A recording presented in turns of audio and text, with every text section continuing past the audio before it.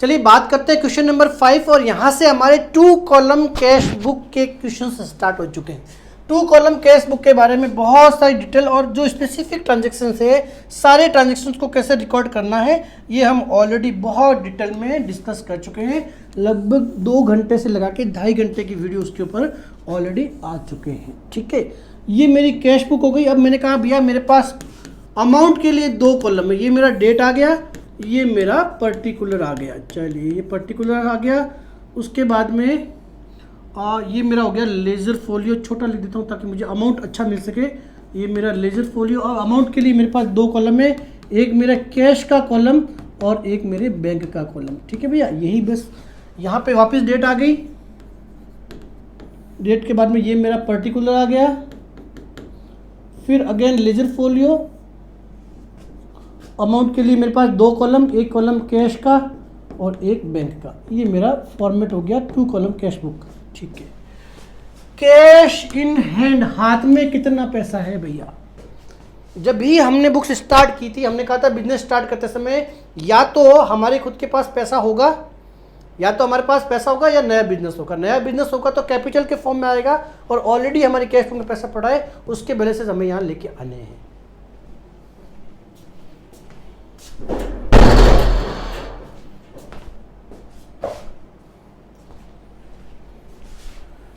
तो क्वेश्चन ये बोल रहा है कि जब आप बुक्स स्टार्ट कर रहे हो उस वक्त आपके पास बैलेंस सीडी कितना है, सॉरी बीडी, ब्रॉड फॉरवर्ड पूरा बैलेंस जो आया है कैश का है भैया, ध्यान रखना 12,750 ये कैश का बैलेंस है, ये हमारे पास बैलेंस पड़ा है। बैंक का बैलेंस भी पड़ा है। ध्यान ये रखना है कि कहीं कोई सीआर जैसा वर्ड तो नहीं है। अगर सीआर या ओवरड्राफ्ट होता तो ये क्रेडिट साइड का बैलेंस होता, तो मैं बाई बैलेंस बीडी यहाँ लिखता, पर चूंकि कोई इन्फॉर्मेशन नहीं है तो मैं ये मानता हूँ कि मेरे पास बैंक में 72,472,400 रुपीज़ मेरे पास ऑलरेडी बुक्स में पड़ा है। ठीक है, ये काम हो गया। अगला काम, receive from Akash cash 1,200 and a cheque of 3,200 allowed discount 400। भैया 3 बातें हो गई। आकाश जो है, अगर मैं इसकी जनरल एंट्री करता तो मैं क्या करता, देखिए आकाश नाम का जो आदमी है उससे मुझे रिसीव हो रहा है, क्या हो रहा है, कैश रिसीव हो रहा है। अगर मैं जनरल एंट्री करता तो भैया कर नहीं रहा हूं, ध्यान रखना, 1,200 डेबिट करता, बैंक में पैसा आ रहा है मुझे उससे, मैं इसका कलर चेंज कर देता हूं आपके लिए इजी हो जाएगा समझना। तो चलिए अगर मैं एंट्री करता तो मैं करता कैश अकाउंट डेबिट 1,200, बैंक में मेरे को पैसा आता कितना, ये हो गया 3,200। ओके, और मैंने डिस्काउंट अलाउड किया है, discount allowed account debit 400 to Akash नाम है ना इसका, Asha, sorry Asha, okay, to Asha. Total कितना हो गया भैया, ये टोटल हो गया मेरा ये 1,200 प्लस 3,200 है ना, ओके, प्लस 400, ये मेरा 4,800 रुपये इस आदमी का अकाउंट क्लियर हुआ। ये मेरी जनरल एंट्री होती है अगर मैं जनरल में करता, पर चूंकि यहाँ कैश बुक है तो हमें, और कैश बुक भी 2 कॉलम कैश बुक है, तो हमें यहाँ पे कैश से रिलेवेंट जो ट्रांजेक्शन है वो यहीं पे रिकॉर्ड करने हैं भैया। तो 1,200 रुपीज़ जो है, 1,200 रुपीज़ से है, ये जो आशा नाम की लड़ी है, आशा नाम का जो पर्सन है, इससे हमें 1,200 रुपीज़ तो यहाँ से आ गए, ये मैंने कैश में रिसीव किए। तो ये एंट्री मुझे वो जर्नल में नहीं होगी मेरी, क्योंकि मैंने कैश बुक में लिख दी। फिर मैं जब बैंक में जो पैसा आया वो मैं बैंक में लिख दूंगा, अलग से लिखने की जरूरत नहीं है, कॉलम है ना, ऑलरेडी आशा यहाँ है तो आशा को 2 बार लिखने की जरूरत नहीं है कि आशा तो एक ही है। तो जो पैसा कैश में रिसीव हुआ वो कैश में लिखा, जो बैंक में रिसीव हुआ वो बैंक में लिखा। तो ये भी मैं कट कर दूंगा, क्योंकि मैंने इन ट्रांजेक्शन के लिए अलग से कैश बुक मेंटेन कर रखी है। अब बात करते हैं डिस्काउंट की। तो डिस्काउंट चूंकि ही हम यहाँ पे 2 कॉलम कैश बुक कर रहे हैं, और मैंने कहा 2 कॉलम कैश बुक में हमारे जो कोर्स में है कैश और बैंक की है, तो डिस्काउंट का हमने ऑलरेडी कोई अकाउंट, सॉरी कैश बुक में कॉलम है नहीं। तो इसका मतलब ये जो 400 रुपये डिस्काउंट अलाउड किए हैं जो हमारे लिए खर्चा है, तो डिस्काउंट अकाउंट डेबिट टू आशा, ये हमें जर्नल प्रॉपर में सामान्य जनरल एंट्री करनी है। तो इस ट्रांजेक्शन को रिकॉर्ड करने के लिए आपको साइड में एक जर्नल एंड प्रॉपर भी बनाना है। जर्नल प्रॉपर, जर्नल मत लिख देना भैया, जर्नल प्रॉपर, और उसके अंदर हमारे कॉलम क्या था, डेट, पर्टिकुलर, उसके बाद में लेजर फोलियो, लेजर फोलियो, और ये इस तरह से हमें आगे बढ़ना है, ठीक है ना। दो जो हमारे डेबिट और क्रेडिट के अमाउंट है, डेबिट में 400 लिख देंगे, क्रेडिट में 400 लिख देंगे। तो जर्नल प्रॉपर में इस ट्रांजेक्शन को हमें रिकॉर्ड करना है। तो अब मेरे हिसाब से अब इसमें कोई कंफ्यूजन नहीं होना चाहिए। चलिए, paid salary to staff by cheque, bank से भुगतान किया, स्टाफ को सैलरी का भुगतान किया, बात से बात समझना, बाई सैलरी, सैलरी का भुगतान तो हुआ है, परंतु भुगतान बैंक से हुआ है, तो हम बैंक वाले कॉलम में लिखेंगे भैया 25,600 रुपये, 25,600, यही बस ट्विस्ट है और कुछ नहीं है। ध्यान ये रखना है, पेमेंट इधर से ही जाएगा, पेमेंट इधर ही आएगा। कैश में आ रहा है तो कैश के कॉलम में, बैंक में आ रहा है तो बैंक के कॉलम में, बैंक से जा रहा है तो बैंक के कॉलम से, और कैश से जा रहा है तो कैश से कॉलम से, बस इतना ही फर्क है।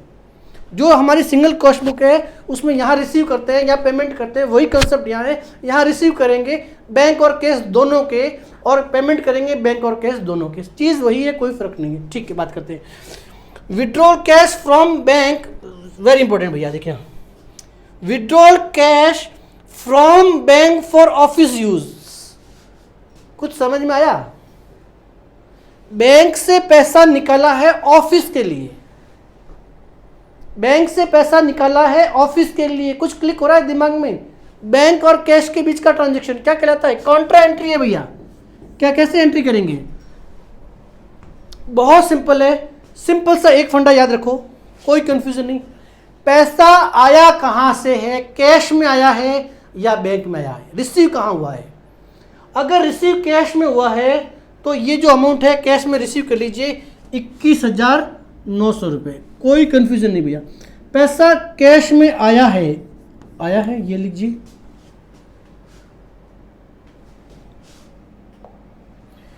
₹21,900 कैश में आया है भैया, कैश में रिसीव हुआ है। जहां रिसीव हुआ वहां लिख दीजिए। चूंकि कैश में रिसीव हुआ तो इसकी काउंटर पार्टी कौन बन जाएगी? इसकी काउंटर पार्टी बन जाएगी बैंक। हो गया सिंपल। भुगतान किसने किया? भुगतान उधर से होता है ना। भुगतान किसने किया? बैंक से गया पैसा। गया कहां से? बैंक से गया है, बैंक से गया भैया, बैंक से गया। ये लो, कितना है? 21,900 रुपये। अब बैंक में तो बैंक में नहीं लिख सकता है, तो बैंक की काउंटर कौन सी पार्टी कौन सी बन गई भाई? कैश। चूंकि इन दोनों को यही हम कर रहे हैं तो इनका अलग से कोई लेजर है नहीं, इसके लिए मैंने लेजर फोलियो में काउंटर सी लिख दिया, काउंटर एंट्री लिख दिया, और यहाँ पे भी मैंने काउंटर एंट्री लिख दिया। मतलब इसका हिसाब किताब यही है, आगे कहीं नहीं। मेरे हिसाब से अब कोई कंफ्यूजन नहीं होना चाहिए। 2-3 बार हम ऑलरेडी प्रैक्टिस में भी कर चुके हैं, ठीक है। Interest paid by bank on bank balance, ठीक है। हमारे बैंक में जो पैसा था, बैंक ने क्या किया? इंटरेस्ट पेमेंट किया। अब जब इंटरेस्ट पेमेंट करते हैं तो हमारा बैंक बैलेंस बढ़ता है या घटता है? जब बैंक चार्जेस काटता है तब हमारा बैलेंस घटता है, बैंक का बैलेंस घटता है। परंतु जब बैंक ने इंटरेस्ट जमा किया तो हमारा बैंक का बैलेंस बढ़ेगा, बैंक का बैलेंस बढ़ेगा। तो एंट्री क्या होती है हमारी? एंट्री क्या होती है? Bank account debit to bank interest, to bank interest. और ये जो पैसा है वो बैंक में रिसीव हुआ है, बैंक के बैलेंस बढ़ा इसका, ये बैंक का बैलेंस मैंने यहाँ लिख दिया। बहुत सिंपल है, कॉन्ट्रा एंट्री भी समझ लिया और ये भी समझ लिया। अगले ट्रांजेक्शन की तरफ बढ़ जाते हैं भैया। अगला ट्रांजेक्शन क्या कहता है देखिए। चलिए फिर से कैश बुक बनानी पड़ेगी, बना देता हूँ। 2 कॉलम कैश बुक फिर से बना देता हूँ एक बार के लिए। ये हमारे पास हो गई कैश बुक, ये लीजिए।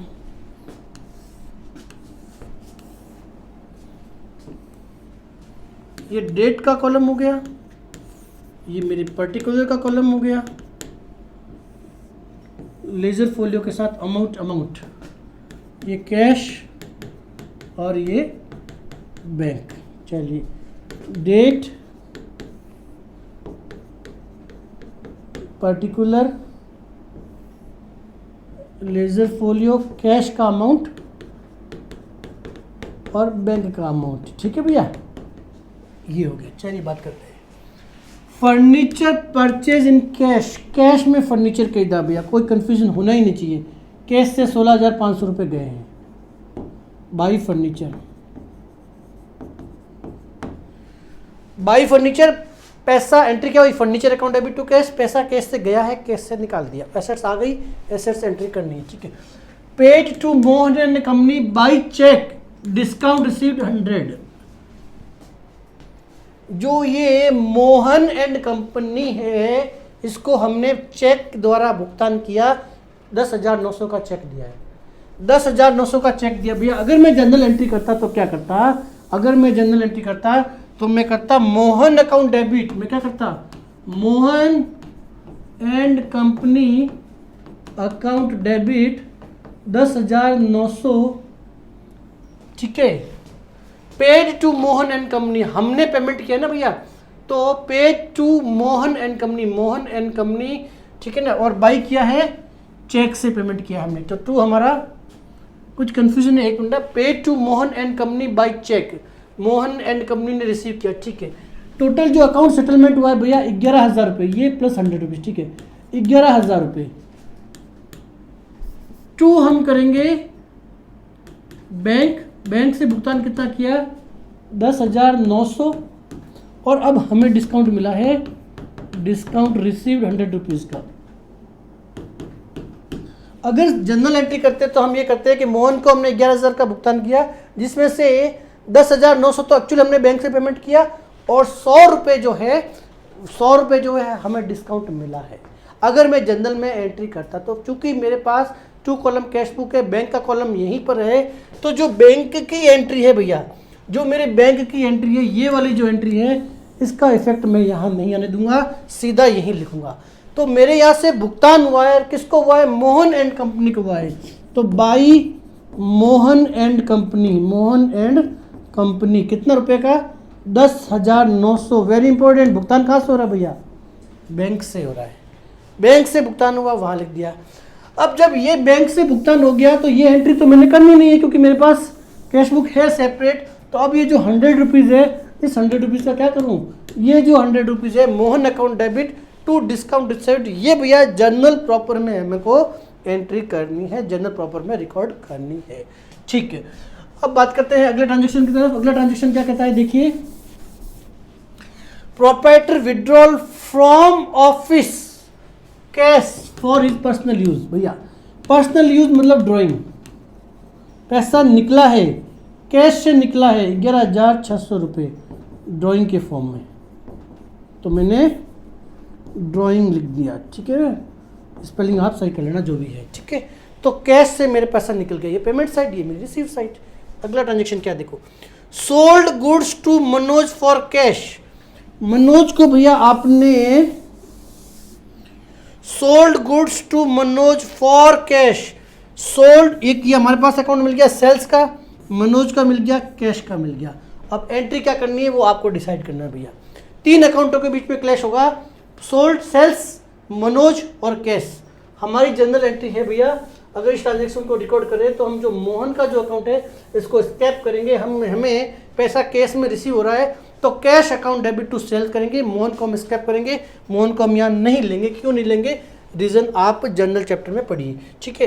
तो मुझे कैश में रिसीव हुआ है, तो टू सेल्स, सॉरी सेल्स में, कैश में सेल्स के फॉर्म में रिसीव हुआ है, तो ये जो अमाउंट है कितना है, 14,800 रुपये मैंने यहाँ रिकॉर्ड कर लिया, ठीक है। Deposit office cash in bank, office में जो कैश पड़ा था 21,200 रुपये आपने बैंक में जमा कराए, कॉन्ट्रा एंट्री, कैश और बैंक के बीच का ट्रांजैक्शन। ऑफिस में जो कैश पड़ा था बैंक में जमा कराया, तो जमा कहाँ हुआ, ये हमारी रिसीव साइड है। रिसीव कहाँ हो रहा है, बस इतना ध्यान रखो, बस रिसीव बैंक में हो रहा है 21,200 रुपये, 21,200 रुपये जो है हमारे बैंक में रिसीव हो रहा है, तो ये हमने 21,200 रुपये यहाँ लिख दिए। चूंकि ये बैंक है तो इसकी काउंटर पार्टी क्या हो जाएगी, टू कैश, और ट्रांजैक्शन की डेट आ जाएगी। इसी प्रकार पैसा निकल कहाँ से रहा है, कैश से निकल रहा है, तो ये हमारी पेमेंट साइड है, तो कैश से 21,200 रुपये निकल गए। अब 21,200 की काउंटर पार्टी कौन सी होगी, बैंक होगी, क्योंकि क्रेडिट साइड में लिखना है, बाई लिखना है। दोनों ट्रांजैक्शन यहीं सेटल हो रहे हैं, इसका कोई भी अलग से लेजर नहीं है, तो लेजर में यहाँ काउंटर एंट्री लिख दूंगा, यहाँ पे भी काउंटर एंट्री लिख दूंगा। तो ये हमने कर दिया क्वेश्चन नंबर 5। आगे बढ़ेंगे क्वेश्चन नंबर 6 की तरफ। क्वेश्चन नंबर 6 क्या कहता है देखिए जरा। चलिए बढ़ते हैं क्वेश्चन नंबर 6। और क्वेश्चन नंबर 6 भी 2 कॉलम कैश बुक है। 2 कॉलम कैश बुक है मिस्टर बिमल की Lucknow from the following transaction. भैया ये ट्रांजेक्शन आपके सामने है, इन ट्रांजेक्शन को आप रिकॉर्ड कीजिए। बहुत सिंपल है भैया। तो सबसे पहले क्वेश्चन नंबर 6 के अंदर हमें कैश बुक बनानी है। ठीक है, ये मैंने कैश बुक के फॉर्मेट बना दिया।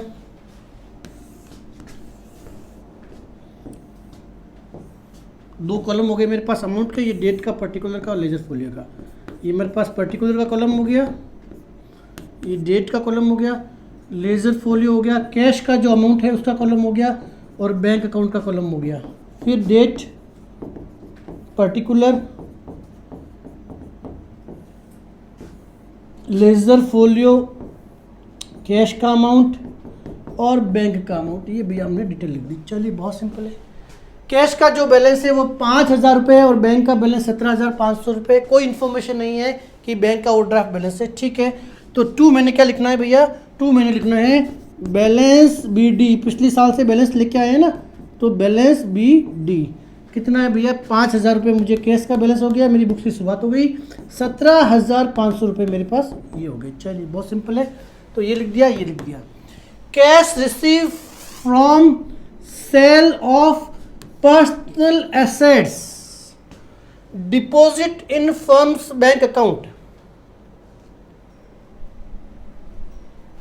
आपकी पर्सनल, आपकी मतलब बिजनेस ओनर जो था मिस्टर बिमल, उसकी पर्सनल एसेट्स को सेल किया। तो ये जो ट्रांजैक्शन है ना, हमारी बुक्स में रिकॉर्ड करने की जरूरत नहीं है। हमारे पास सिंपल ये है कि जो बिजनेस ओनर ने था कुछ अपनी एसेट्स बेची होगी, वहाँ से पैसा आया होगा और वो पैसा बैंक में, बिजनेस के बैंक अकाउंट में जमा करा दिया। तो जमा कहाँ हुआ है पैसा, हमारे बैंक में हुआ है 5,000 रुपये से। चूंकि वो पर्सनल एसेट्स का मैटर था, तो पर्सनल एसेट्स बिकी या नहीं बिकी हमें मतलब नहीं है, उसने बेची होगी, वहाँ से 5,000 रुपये आए होंगे, वो हमारे बिजनेस में उसने बैंक में जमा कराए। तो ये जो है ना, ये ट्रांजैक्शन, ये हमारे कैपिटल को इंडिकेट कर रही है। ये इंडिकेट कर रहा है कि बिजनेस ओनर ने 5,000 की कैपिटल लगाई है। तो जो हमारी एंट्री है ना भैया, वो है bank account debit to bank account debit. Bank में पैसा आया है, bank account debit to capital. ठीक है, तो टू कैपिटल करके हमने ट्रांजैक्शन को रिकॉर्ड कर दिया। अगले ट्रांजैक्शन की तरफ बढ़ते हैं। अगला ट्रांजैक्शन क्या कहता है देखिए। चलिए अगला ट्रांजैक्शन, कैश बुक फिर से बनानी पड़ेगी भैया मुझे। चलिए तो बना देते हैं।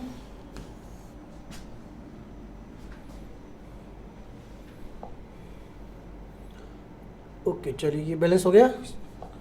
6 से 7 ट्रांजैक्शंस इसी जगह रिकॉर्ड हो जाएंगे। ये मेरी cash book,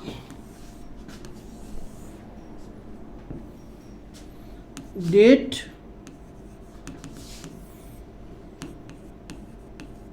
particular, ledger folio, cash का अमाउंट और बैंक का amount. Date, particular, ledger folio, cash का अमाउंट और बैंक का अमाउंट। चलिए, cheque received as advance against sale paid into bank. चलिए, चेक रिसीव, चेक हमें मिला है, cheque receive as advance, advance में मिला भैया, advance against sale paid into bank. बहुत इंपॉर्टेंट बात है।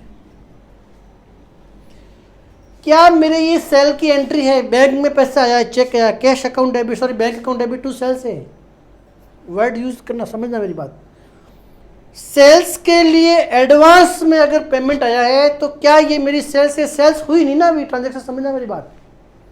ये ठीक वैसे ही हो गया कि किसी कस्टमर ने हमें पैसा एडवांस में दे रखा है और जब उसका एडजस्टमेंट क्या होगा, जब हम उसको माल बेच देंगे ना, जब हम उसको माल बेच देंगे तो सेटअप हो जाएगा।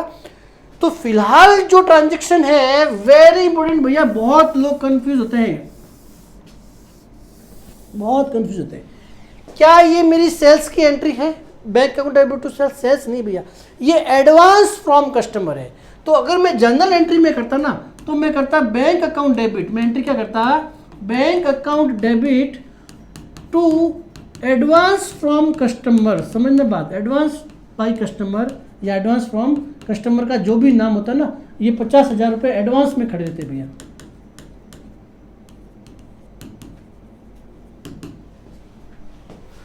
कहने का सिर्फ यही मीनिंग है कि ये सेल्स हुई नहीं है। जिस दिन सेल हो जाएगी ना, उस दिन advance to customer account debit कर देंगे और वापस सेल्स में रिकॉग्नाइज कर देंगे, टू सेल्स कर देंगे। तो जिस दिन ये 1 महीने बाद में, 2 महीने बाद में ये गुड्स आप उसको डिलीवर्ड कर दोगे, उस दिन हम एडवांस टू कस्टमर नाम का जो अकाउंट है उसको डेबिट कर देंगे, इसका बैलेंस 0 हो जाएगा और टू रिकॉग्नाइज करेंगे सेल्स के अंदर।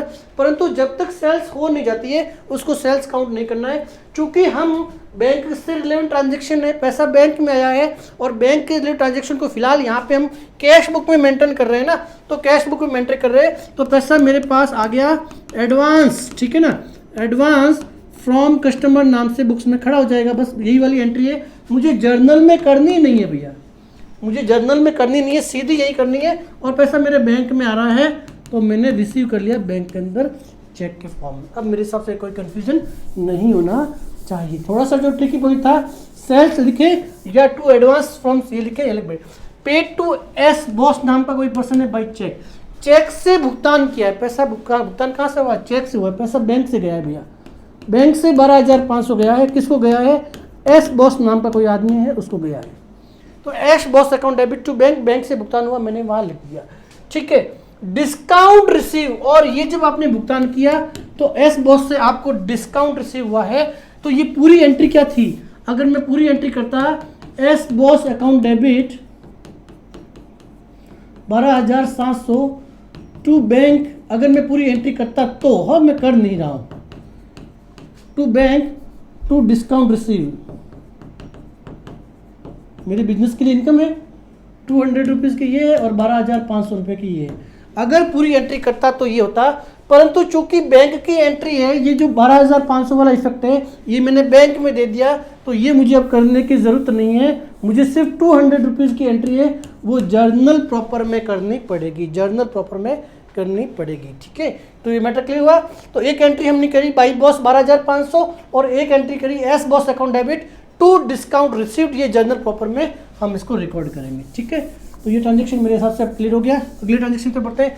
Page wages in cash, cash में आपने भुगतान किया है, कैश में भुगतान किया है, कोई कंफ्यूजन नहीं, बहुत सारे ट्रांजेक्शन ऑलरेडी रिकॉर्ड करते हैं, टाइम रिकॉर्ड कर चुके हैं, टाइम वेस्ट नहीं करेंगे। बाई वेजेस करके हमारे यहाँ से भुगतान हो गया, ठीक है। अगला ट्रांजेक्शन यहीं पे है नीचे की साइड में, तो चलिए ये भी देख लेते हैं। Receive a cheque from Mukherjee and send to the bank, bank में जमा करा दिया, मुखर्जी नाम का आदमी था, उससे चेक में पैसा रिसीव हुआ, चेक दिया उसने, हमने सीधा सीधा बैंक में जमा करा दिया, तो सीधा सीधा 6,000 रुपये टू मुखर्जी के नाम से जमा कर लीजिए, ठीक है ना, सीधा सीधा जमा कर लीजिए। एंट्री क्या हो गई, एंट्री क्या हो गई, bank account debit to Mukherjee, हमने मुखर्जी के नाम से बैंक के अकाउंट में जमा करवा दी। सिंपल है भैया, फिर से बोल रहा हूँ, पैसा रिसीव, पेमेंट, बैंक में रिसीव इधर, कैश में रिसीव इधर, बैंक से भुगतान इधर, कैश से भुगतान इधर, simple. Drawn from bank, bank से पैसा निकलवाया है, बैंक से पैसा निकलवाया है, रिसीव कहाँ हुआ, कैश में, बैंक से पैसा निकलवाया, रिसीव कहाँ हुआ, रिसीव साइड ये हमारी, ये हमारी रिसीव साइड है भैया, और ये हमारी पेमेंट साइड है। रिसीव कहाँ हुआ, रिसीव हुआ कैश के अंदर 5,000 रुपये, कैश में रिसीव हुआ, काउंटर पार्टी कौन है, काउंटर पार्टी है बैंक, बहुत सिंपल। कॉन्ट्रा एंट्री, हिसाब किताब यही आएगा। पैसा गया कहां से, पेमेंट कहां से हुआ, पेमेंट हुआ बैंक से, counter party cash, Contra entry, कोई कंफ्यूजन नहीं होना चाहिए इसमें। तो ये हमारी कॉन्ट्रा एंट्री हो गई, ये हमारी कॉन्ट्रा एंट्री हो गई। अगला ट्रांजेक्शन क्या कहता है, देखिए, paid office salary in cash, आपने ऑफिस सैलरी का भुगतान किया, कैश से किया है, बहुत सिंपल ट्रांजेक्शन है। Salary account debit by salary,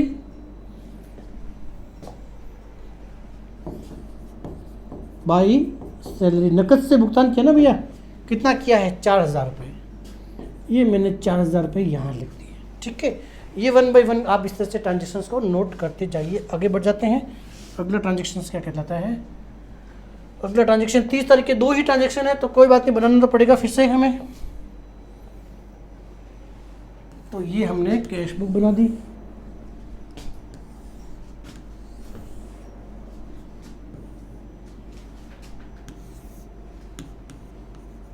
date,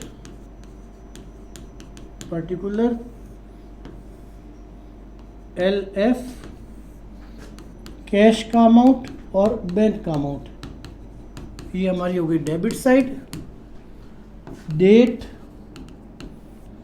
particular, ledger folio, cash का कॉलम और बैंक का कॉलम, 3 ट्रांजेक्शन और है, देख लेते हैं क्या कहता है। Sold goods in cash and नकद में बेचा एंड बैंक द सेम, नकद में माल बेचा और सीधा सीधा बैंक में जमा करा दिया। अब आपके पास 2 बातें हैं, 2 बातें क्यों अलग अलग रखी ना। कैश में माल बेचा, कैश में माल बेचा तो पैसा कैश में आया होगा, तो टू सेल्स कितना है भैया, 8,000 रुपये। अब ये 8,000 रुपये जो था आपने बैंक में डिपॉजिट करा दिया, बात समझना, कैश में आया और फिर सीधा कस्टमर ने बैंक में जमा नहीं करवाया है। अगर सीधा बैंक में जमा कराता तो मैं टू सेल्स बैंक में ही बुक कर लेता।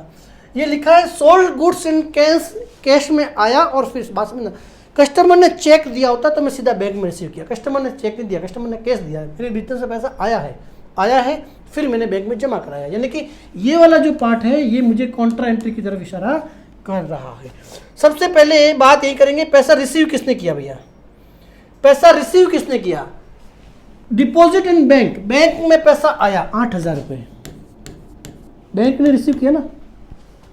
काउंटर पार्टी कौन है, रिसीव बैंक ने किया, इधर आएगा काउंटर पार्टी कौन हो गई, काउंटर पार्टी हो गई कैश, और कैश है इसलिए मैंने डेबिट साइड में इसलिए 2 लिख दिया। गया कहां से पैसा, गया कैश से, भुगतान कहां से हुआ, कैश पे हुआ, काउंटर पार्टी कौन सी है, काउंटर पार्टी बैंक है, बाई बैंक, ठीक है, और कोई अकाउंट है नहीं, कॉन्ट्रा एंट्री, कोई दिक्कत होनी नहीं चाहिए। आगे बात करते हैं, paid rent by cheque, rent का भुगतान किया है चेक के द्वारा, चेक के द्वारा आपने रेंट का भुगतान किया, rent account debit to cash, पैसा भैया रेंट के फॉर्म में गया है तो बाई मेरी रेंट हो गई, ठीक है ना, और 1,000 रुपये गए कहाँ से, बैंक से गए, ठीक है। तो ये हमने सारे ट्रांजेक्शन रिकॉर्ड कर दिए। अब इसको बैलेंसिंग की बात करते हैं। बैलेंसिंग का काम हमेशा आपका होमवर्क है। पहला स्टेप क्या है, मैं रेड कलर में सारे स्टेप्स लिखता हूँ भैया, चलिए मैं रेड चलिए ये मेरे स्टेप। पहला स्टेप जो है आप कैश की टोटल कर दीजिए, क्योंकि ये ओवरड्राफ्ट कोई बात कर नहीं रहा है इसके लिए, फिर भी क्या लिए, एक बार आपको मन में आप यहाँ की टोटल मार लीजिए, ठीक है, यहाँ के भी टोटल मार लीजिए, यहाँ के भी टोटल मान लीजिए, यहाँ के भी टोटल मान लीजिए। बट ऑब्वियस है कि डेबिट की साइड हमेशा ज़्यादा रहेगी, रिस्क ना देखना हो इसलिए दोनों की एक बार करके देख लीजिए ना, पेंसिल से क्या फ़र्क पड़ता है। आपको लगता है कि दोनों की डेबिट साइड ज़्यादा है तो इसकी जो जोड़ है वो यहाँ लिख दीजिए, इसकी जो जोड़ है यहाँ लिख दीजिए। इस टोटल को इस टोटल में शिफ्ट कर दीजिए यहाँ पे, कैश के कैश में टोटल, और ये सेकेंड स्टेप हो गया, यहाँ किया आपने, और इसी को यहाँ लिख दीजिए। और इनका जो जितना पैसा आया, मीनिंग समझना, ये टोटल पैसा आया और इतने का भुगतान हो गया, अप टू यहाँ तक इतने का भुगतान आ गया, पीछे जो बच गया balancing figure by balance CD carry forward करके हम यहाँ जो भी अमाउंट है वो लिख दीजिए। मैंने कहा कैश की तो आपको सोचने की जरूरत नहीं है, कैश तो हमेशा यही साइड ज़्यादा होगी तो सीधा आप यहाँ पे भी लिख सकते हो, परंतु बैंक ने ओवरड्राफ्ट फैसिलिटी अगर दे रखी होगी तो उस केस में बैंक की ये जोड़ ज़्यादा होगी। तो पहले ये जो टोटल है ना आपको बैंक की करके देखनी है, आपको करके देखनी है। अगर बैंक की जोड़ यहाँ ज़्यादा है तो बैंक यहाँ पे लिखिए पहले, इस जोड़ को आपको शिफ्ट करना है, यहाँ पर रिवर्स भी हो सकता है, यहाँ है नहीं वो अलग बात है, ठीक है ना। तो बैंक में अगर ओवरड्राफ्ट की फैसिलिटी है यानी कि भुगतान ज़्यादा हुआ होगा तो ऐसी स्थिति में पहले आपको ये टोटल करनी है, यहाँ से ये टोटल आपको शिफ्ट करनी है यहाँ पर, और जो बैलेंसिंग फिगर आएगा वो इस साइड आएगा, यहाँ है नहीं, अगले क्वेश्चन में आ सकता है, आपको मेंटली तैयार रहना है। तो हमने ये क्वेश्चन नंबर 6 आई थिंक, हाँ question number 5 6 okay 6 question number complete हो गया।